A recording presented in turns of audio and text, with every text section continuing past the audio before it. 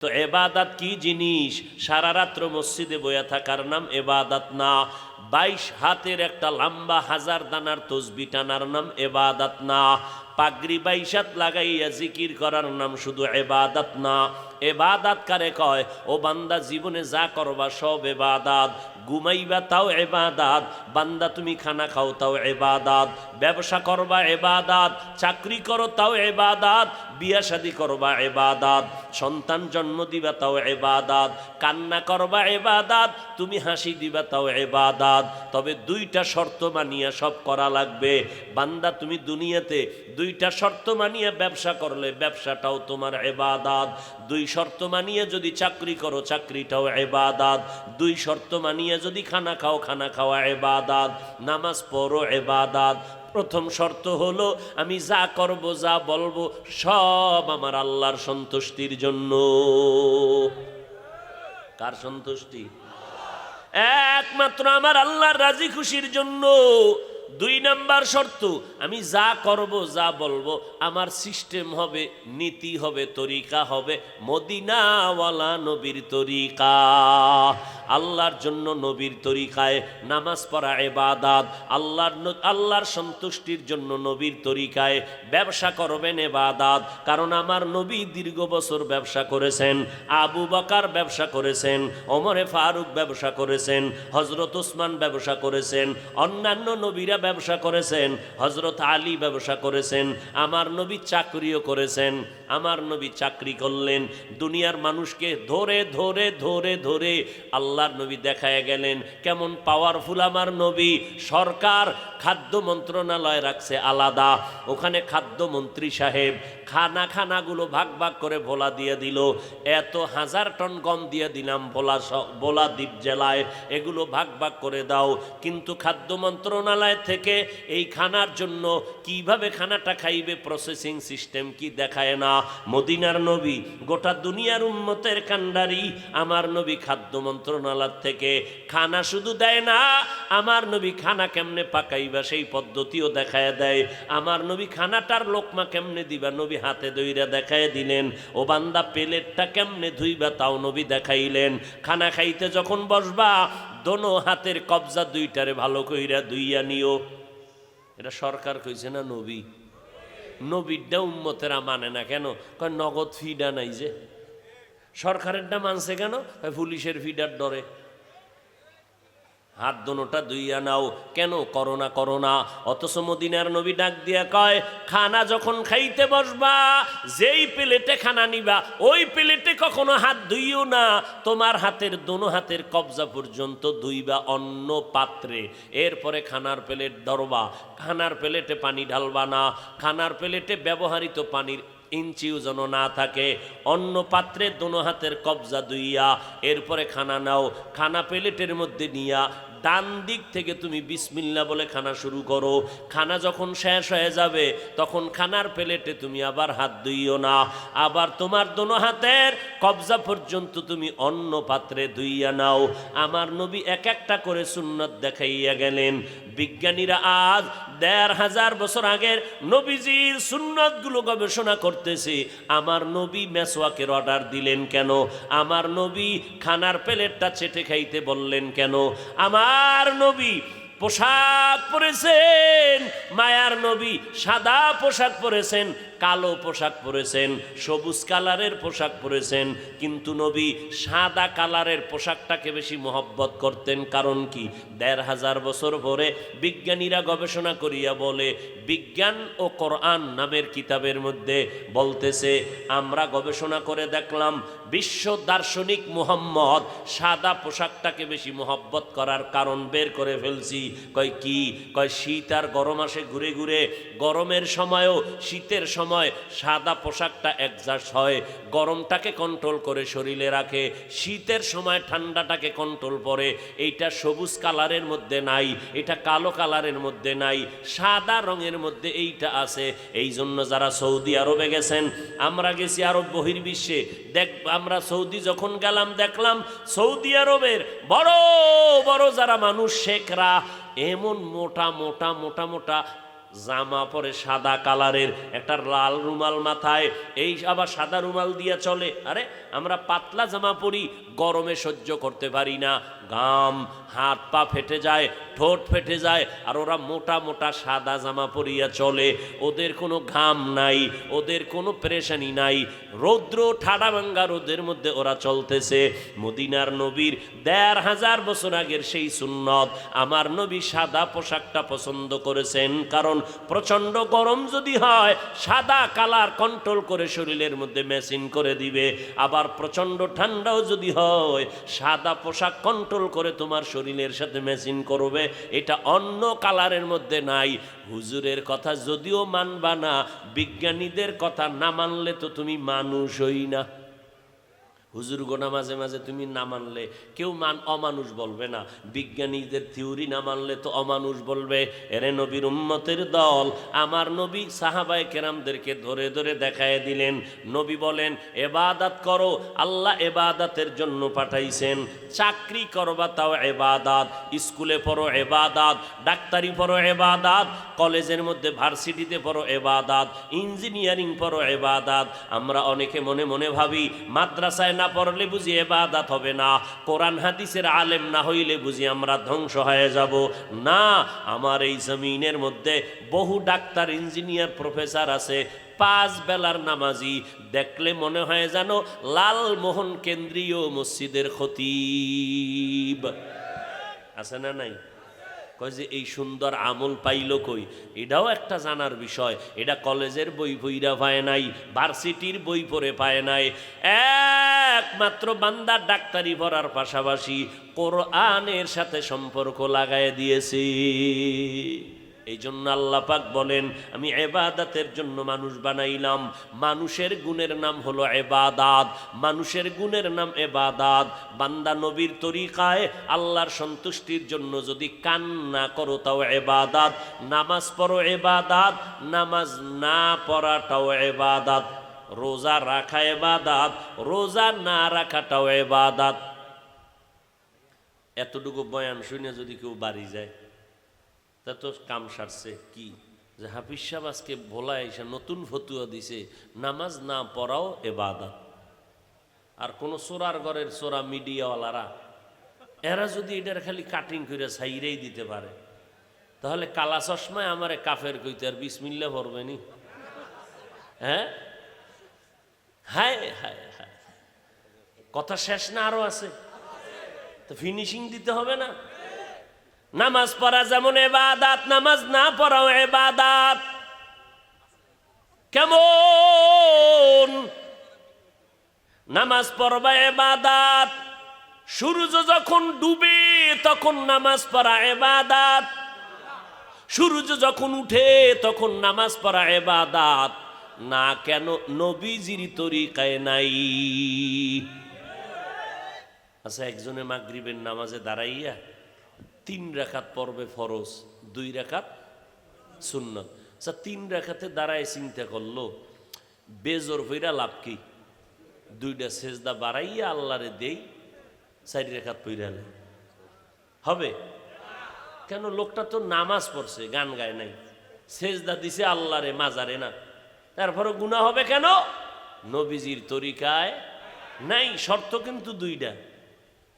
নবীর তরিকায় আল্লাহর সন্তুষ্টির জন্য নামাজ পড়া যেমন ইবাদত, না পড়াটাও। রোজা রাখা ইবাদত, না রাখাও। একজনে 30 রোজা রাখা আবেগে এত পাগল, ঈদের দিনও রোজা, সওয়াব হবে না গুনাহ? কেন? ওই দিন, ঈদের দিন রোজা না রাখা ইবাদত। সূর্য ডুবার সময় নামাজ না পড়া ইবাদত। কথা ঠিক না? সব হতে হবে 2 শর্ত, আল্লাহর জন্য, নবীর তরিকায়। ওই তরিকায় আপনি বাথরুমে যাবেন, সওয়াব। ব্যবসা করবেন, সওয়াব। চাকরি করবেন, সওয়াব। কলেজে পড়বেন, সওয়াব। কলেজে কেন পড়েন? ডাক্তারি। কেন? উম্মতের চিকিৎসা করার জন্য। উদ্দেশ্য খারাপ? ভালো উদ্দেশ্য, ফলাফলও ভালো। উদ্দেশ্য ভালো, ইন্নামাল আমালু বিন্নিয়াত, নিয়ত গুণে বরকত হবে। এখন তো বলা যাবে না যে স্কুলে পড়ছে জাহান্নামে যাবে, কলেজে পড়ুয়া জাহান্নামে যাবে। আরে স্কুল কলেজের পড়ুয়া ছাত্র ছাত্রী 5 বেলার নামাজি নাই, আপনি জাহান্নামী বলবেন কেন? এই জন্য আল্লাহ পাক বলেন আমি মানুষ বানাইলাম ইবাদত করার জন্য। তাহলে মানুষের গুণ হলো ইবাদত। একটু আগেই কিন্তু আপনাদের বলেছিলাম যেই কাজের জন্য যেই জিনিসটা বানানো হয় ওই কাজটা হলো ওই জিনিসের ইবাদত, ওই জিনিসের গুণ। মাইক বানাইছে আওয়াজ দেওয়ার জন্য, আওয়াজ দেওয়া মাইকের গুণ। বাতি বানানো হয়েছে আলো দেওয়ার জন্য, আলো দেওয়া বাতির গুণ। মানুষ বানানো হয়েছে ইবাদত করার জন্য, ইবাদত করাই হলো মানুষের গুণ।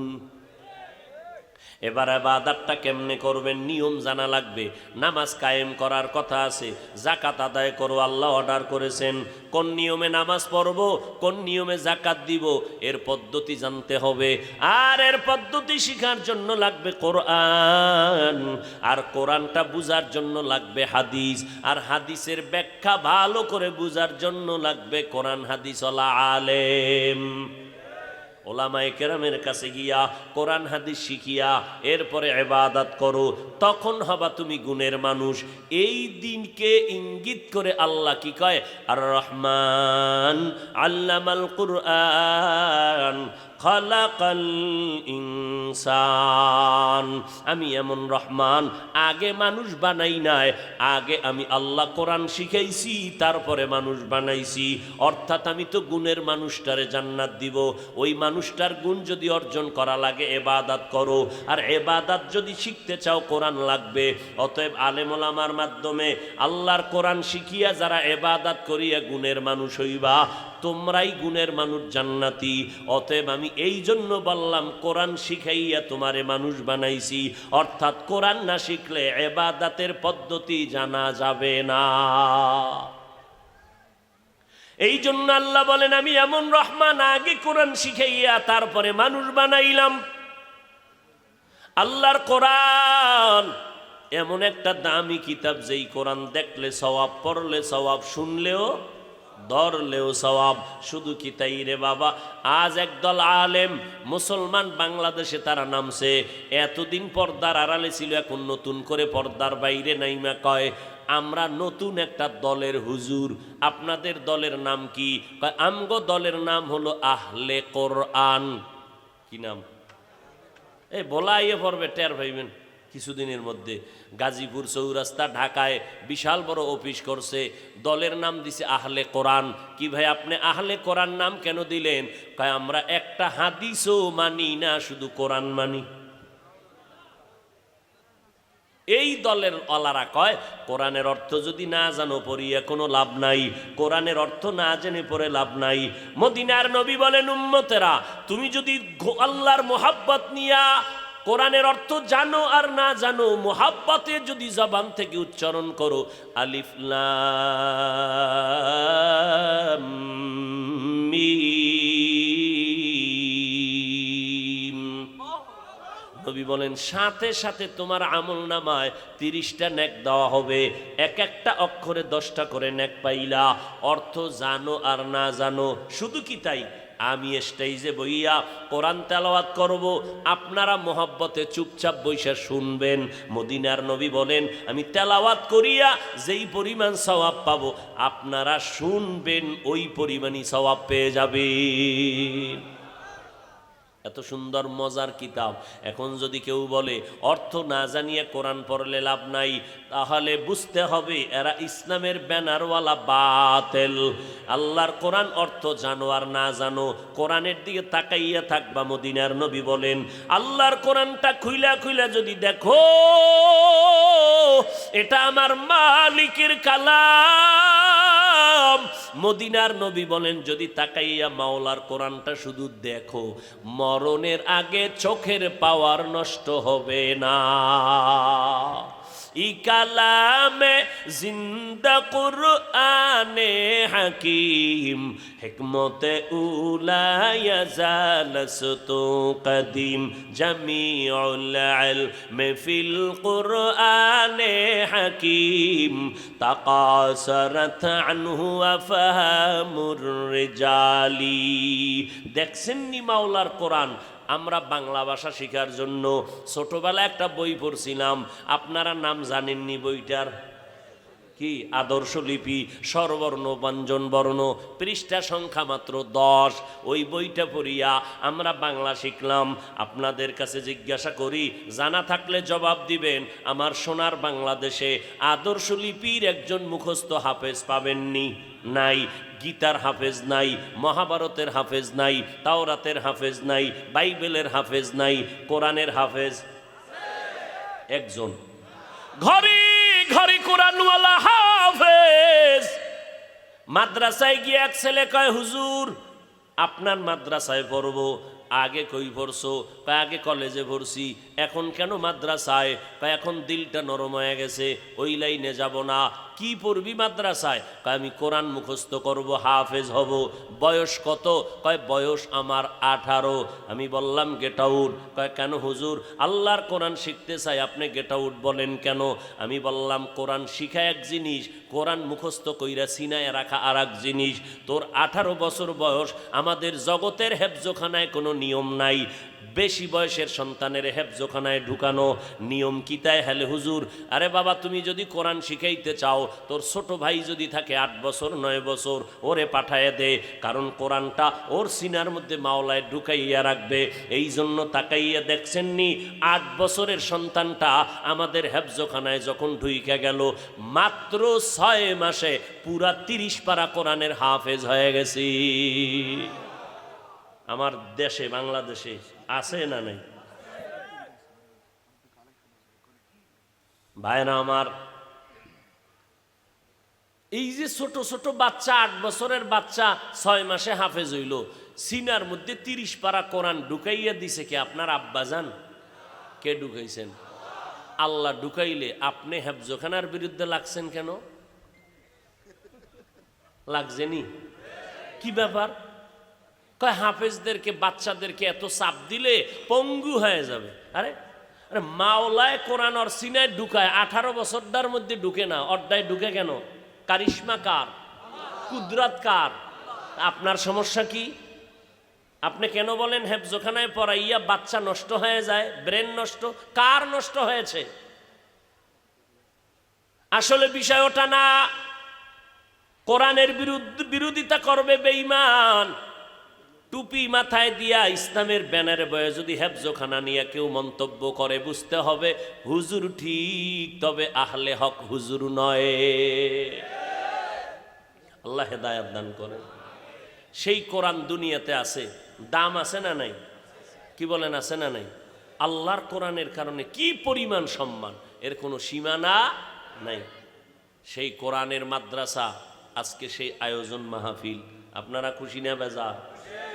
নিজে কোরআন পড়েন, যদি না পারেন সন্তানেরে পড়ান। নামাজ পড়তে কোরআন লাগবে, কমপক্ষে 10টা সূরা শুদ্ধ করে পড়বেন, কারণ নামাজ ভঙ্গের কারণ 19টা। এর মধ্যে সব থেকে বড় কারণ, কেরাত যদি অশুদ্ধ হয় নামাজ হবে না। এই জন্য 10টা সূরা শুদ্ধ করে নেন। ভালো ভালো কোরআন শুদ্ধ যারা তেলাওয়াত করে, এদের ইউটিউবে আছে না তেলাওয়াত, মাঝে মাঝে শুনবেন। ঘুমের আগে 10 মিনিট শুনবেন, এরকম কয়েকদিন শুনবেন। মোহাব্বতের কোনো আলেম থাকলে তাকে বলবেন, হুজুর শুনেন আমার সূরাটা ঠিক আছে নি? আল্লাহ আপনার মর্যাদা বাড়ায় দিবে। আর সেই মাদ্রাসা টিকাইয়া রাখার জন্য আমাদের দোয়া দরকার আছে না নাই? সহযোগিতার দরকার আছে না নাই? আল্লাহর কাছে দোয়া করি, সহযোগিতাও করব। আপনারা মোহাব্বতের সাথে বিসমিল্লাহ বলে পকেটে হাত দিয়া 1000, 500, 200, 100 মায়ের সওয়াব, বাবার কবরের সওয়াবের জন্য দান করলে 4টে পুরস্কার। হায়াত বাড়ে, মুসিবত দূর হয়, কামাই রুজিতে বরকত হয়, কবরের আযাব মাফ হয়। আপনাদের কাছে দায়িত্বশীলরা ব্যাগ রুমাল নিয়ে যাবে, আপনারা নগদ বিসমিল্লাহ বলে পকেটে হাত দিয়ে যা পারেন সবাই পকেটে হাত দেন। স্টেজে অতিথিবৃন্দ যারা আছেন আপনারাও একটু সহযোগিতা করলে এই কোরআনের মাদ্রাসার 10 জনের সহযোগিতা চলবে, যদিও কম বেশি দেয়। বাংলাদেশে কত চাকরিওয়ালার চাকরিরাই করোনায়, ব্যবসা বন্ধ, কিন্তু আলহামদুলিল্লাহ কোরআনের মাদ্রাসা বন্ধ হয় নাই, চলতেছে, অল্প অল্প করে চলতেছে। আর এর বরকতে পুরা জমিন আল্লাহ রাখছেন। অতএব আমরা পকেটে হাত দেই, দায়িত্বশীলরা ব্যাগ নিয়ে নামেন না কেন? ওই লাল ব্যাগ নিয়ে নামেন, ভলান্টিয়ারের দায়িত্বে যারা নামেন, দ্রুত হাঁটেন, সব এক জায়গায় কেন? পুরা মাঠের চারপাশ থেকে নামেন, সবাই পকেটে হাত দেন, আল্লাহ আপনাদের দান কবুল করেন।